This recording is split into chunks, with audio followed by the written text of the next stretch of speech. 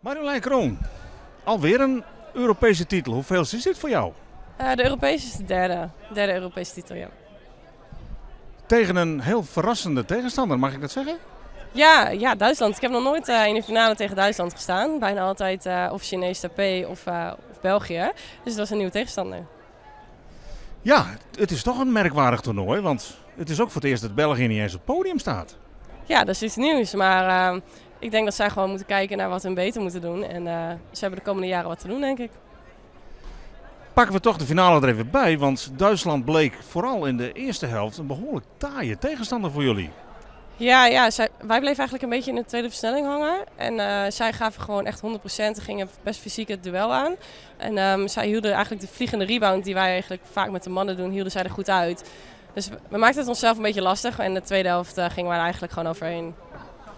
Want ik zag jullie herboren uit de kleedkamer komen. Hebben jullie op een sodemieter gehad? Nee, niet zoveel sodomieten, maar we wisten dat het anders moest. En een paar afspraken gemaakt. Wat moet er beter, wat gaat er beter de komende tweede helft. En ik denk dat we gewoon tevreden mogen zijn over de tweede helft, ja.